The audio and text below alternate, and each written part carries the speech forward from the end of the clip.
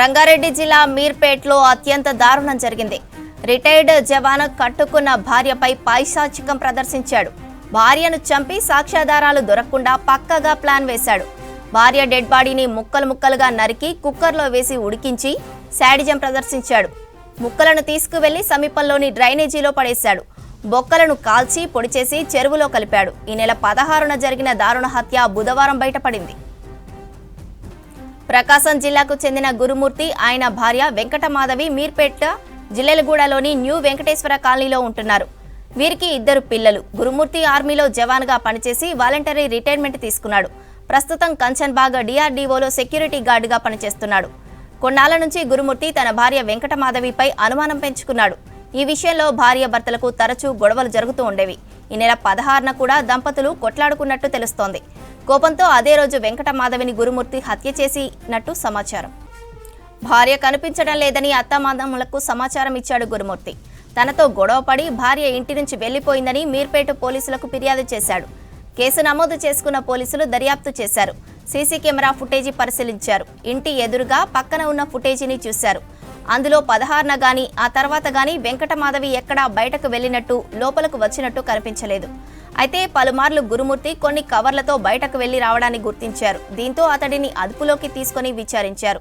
తర్వాత వెంకటమాధవి అత్తతో ఫిర్యాదు తీసుకుని సీసీటీవీ ఫుటేజీలపై గురుమూర్తికి చెప్పి ప్రశ్నించారు.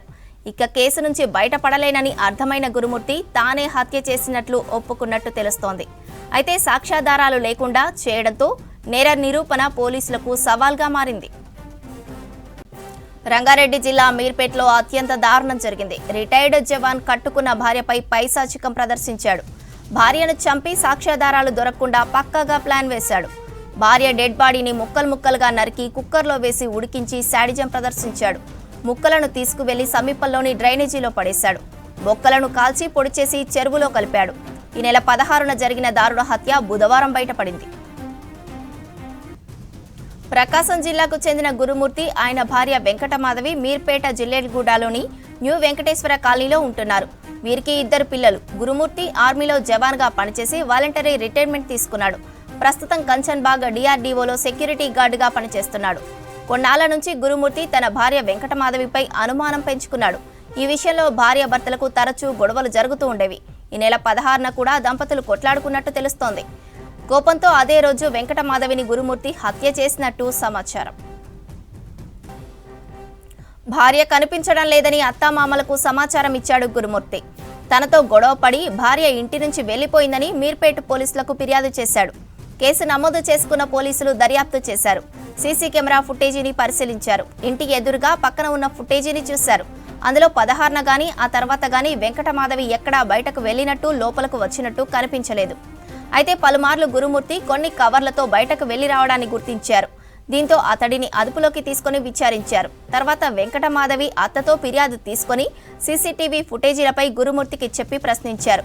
ఇక కేసు నుంచి బయటపడలేని అర్థమైన గురుమూర్తి తానే హత్య చేసినట్లు ఒప్పుకున్నట్టు తెలుస్తోంది. అయితే లేకుండా చేయడంతో నేర నిరూపణ పోలీసులకు సవాల్గా మారింది.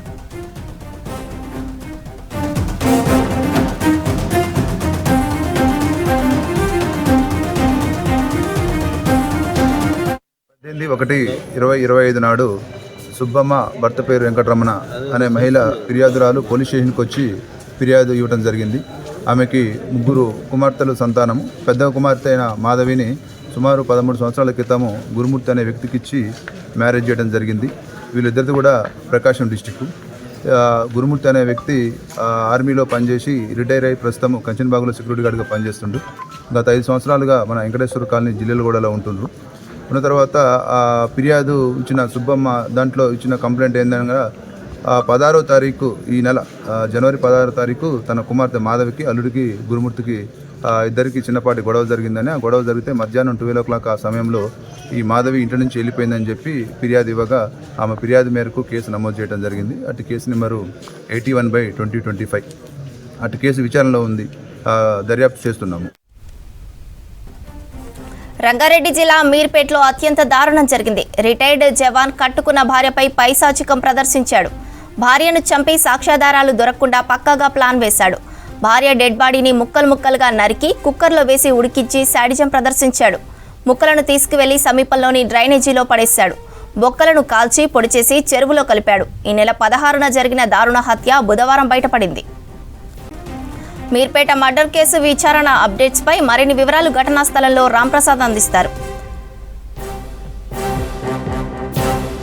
మనం హైదరాబాద్లోని మీర్పేటలో ఉన్నాం. మనం చూసాం నిన్న పోలీసుల విచారణలో అయితే మీర్పేటలో మనం ప్రస్తుతం ఏదైతే ఇంట్లో ఉన్నామో మాధవి అనేటువంటి ఒక గృహిణిని అయితే తన భర్త అతి కిరాతకంగా హత్య చేసి చంపినటువంటి ఘటన జరిగినటువంటి స్థలం వద్ద అయితే ఉన్నాం. మనం చూస్తున్నటువంటి ద్వారకామయి నిలయం అనేటువంటి ఈ భవనంలోని 2వ ఫ్లోర్లోనే ఇటు మాధవి గురుమూర్తి దంపతులు అయితే గత 8 నెలలుగా అయితే ఇక్కడ రెంటుకుంటున్నట్లయితే స్థానికులు చెప్తున్నారు. ఈ క్రమంలోనే ఇటీవల ఈ నెల 13వ తేదీన భార్యాభర్తలకు మధ్య జరిగినటువంటి గొడవ ఏదైతే ఉందో పండుగ సమయం కావడంతో వారికి 2 పిల్లలు ఉన్నప్పటికీ 2 పిల్లలు కూడా మాధవి తల్లిదండ్రుల వద్దకు అయితే పండుగ సెలవులకు వెళ్ళిన క్రమంలో అయితే ఈ యొక్క అఘాయిత్యానికి ఒడిగట్టినట్లయితే ఇక్కడ స్థానికులు అయితే చెప్తా ఉన్నారు. ఈ క్రమంలోనే ఈ నెల 13న ఇటు మాధవి గురుమూర్తి గొడవల జరిగిన అనంతరం అయితే 15వ తేదీ వరకు కూడా ఇటు మాధవి ఇక్కడ సీసీ కెమెరాలలో మనం చూడవచ్చు. ఈ ఇంటికి అమర్చినటువంటి సీసీ కెమెరా ద్వారా కనుక గమనిస్తే 15వ తేదీ కూడా ఇటు మాధవి ఇంటిలోకి వెళ్ళినట్టుగా ఇక్కడ ఉన్నటువంటి సీసీ కెమెరా ద్వారా గుర్తించినటువంటి పోలీసులు అయితే ఏదైతే మాధవి కనిపించడం లేదు అంటూ కూడా ఈ నెల 18వ తేదీన ఇచ్చినటువంటి ఫిర్యాదు మేరకైతే ఇటు పోలీసులు కేసు నమోదు చేసి దర్యాప్తు చేయడం జరిగింది. ఇటు మాధవి తల్లి సుబ్బమ్మ ఇచ్చినటువంటి ఫిర్యాదు ఆధారంగా విచారణ చేసినటువంటి పోలీసులకైతే దర్యాప్తులో సంచలన విషయాలు అయితే బయటపడ్డాయని చెప్పవచ్చు. ఎందుకంటే గురుమూర్తి అతి కిరాతకంగా మాధవిని హతమార్చినటువంటి ప్రదేశంలోనే మనం ప్రస్తుతం ఉన్న ఈ బిల్డింగ్లోనే 2nd ఫ్లోర్లో రెంటుకుంటారు. ఈ క్రమంలోనే పండుగ సెలవులు కావడంతో అయితే ఈ భవనంలో రెంటుకుండేటువంటి మరికొంతమంది కూడా వారి వారి ఊళ్ళకు స్వస్థలాలకు వెళ్ళిన క్రమంలో అయితే ఎవరూ లేని సమయంలో 16వ తేదీన జరిగినటువంటి గొడవ రోజు అయితే 16వ తేదీన హతమార్చినట్లయితే పోలీసుల ప్రాథమిక విచారణలో అయితే బయటపడింది. ఈ క్రమంలోనే 16వ తేదీన చంపినటువంటి గురుమూర్తి తన శరీరాన్ని కానీ మృతదేహాన్ని కానీ కనిపించకుండా ఆనవాళ్ళు లేకుండా చేయడమే లక్ష్యంగా అయితే ఇటు రైస్ కుక్కర్లో ఇంట్లో ఉండేటువంటి రైస్ కుక్కర్లో తన శరీర భాగాలను ఇలా వేడి చేయడంతో పాటు కమర్షియల్ గ్యాస్ సిలిండర్ కూడా తీసుకువచ్చి మొత్తం శరీరాన్ని బూడిదగా మార్చేసి అయితే ఎక్కడ ఎలాంటి ఆనవాళ్ళు లేకుండా తనపై ఎలాంటి నింద పడకుండా ఉండేందుకైతే చాలా రకాలైనటువంటి ప్రయత్నాలు చేసినట్లయితే పోలీసులు చెప్తున్నారు. ఇదే క్రమంలో ఇటు మాధవి మృతదేహానికి సంబంధించినటువంటి బూడిద కూడా దొరకకుండా అయితే తను చాలా పకడ్బందీగా ఈ యొక్క హత్యకు పాల్పడ్డట్టయితే ఇక్కడ పోలీసుల ఎంక్వైరీలు అయితే తేలింది. ముఖ్యంగా మనం చూడవచ్చు 18వ తేదీన ఇటు మాధవికి సంబంధించినటువంటి తల్లిదండ్రులు వెళ్ళి సుబ్బమ్మతో పాటు తన భర్త వెంకటరమణ కలిసి ఇటు ఫిర్యాదు ఇవ్వడానికి వెళ్ళిన సమయంలో కూడా భర్త అయినటువంటి గురుమూర్తి కూడా పోలీస్ స్టేషన్కి వెళ్ళడం జరిగింది. తన భార్య కనిపించడం లేదంటూ వారి వెంట వెళ్ళినటువంటి గురుమూర్తి ఎక్కడ కూడా అనుమానం రాకుండా అయితే ఇటు భార్యను హతమార్చడంతో పాటు తన శరీర భాగాలు ఏదైతే మన అస్థికలు ఉంటాయో వాటిని పక్కనే జిల్లెలో కూడా చెరువులో కూడా కలిపినట్లయితే అటు అంతా కూడా ఒప్పుకున్నట్టు మనకు తెలుస్తుంది.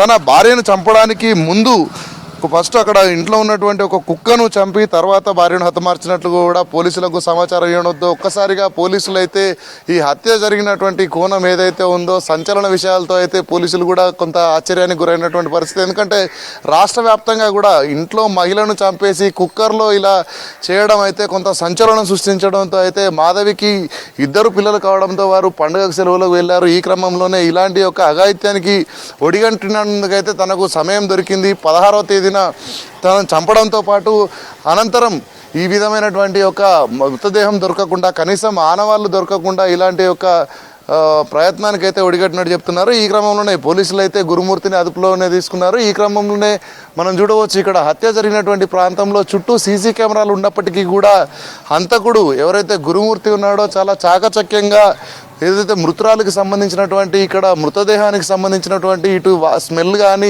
ఏమీ కూడా బయటికి తెలియకుండా ఇటు శరీరాన్ని ఇటు కుక్కర్లో ముక్కలుగా నరకడంతో పాటు ఇటు కుక్కర్లో వేసి అయితే ఇటు వేడి చేసి అనంతరం తర్వాత బూడిదగా చేసి బూడిదను కూడా ఏదైతే ఇటు వాష్రూమ్ కమోడ్లో వేసి ఫ్లెష్ వేసేసినట్టు కూడా ఒప్పుకున్నట్లయితే మనకు తెలుస్తుంది. ఈ క్రమంలోనే పోలీసులు అన్ని కోణాల్లో దర్యాప్తు చేస్తున్నారు. ఏదైతే గురుమూర్తి ఇచ్చినటువంటి ఏదైతే సమాచారం ఉందో సమాచారం ఆధారంగా ఇటు సమీపంలో ఉన్నటువంటి జిల్లేలగూడ చెరువుల్లో కూడా ఈ హత్యకు సంబంధించి ఏదైతే మాధవికి సంబంధించినటువంటి అస్థికలను కూడా వెతికేటువంటి ఒక సీన్ క్రైమ్ కన్సెక్షన్ కూడా ఇప్పటికే పోలీసు అధికారులు చేయడం జరిగింది.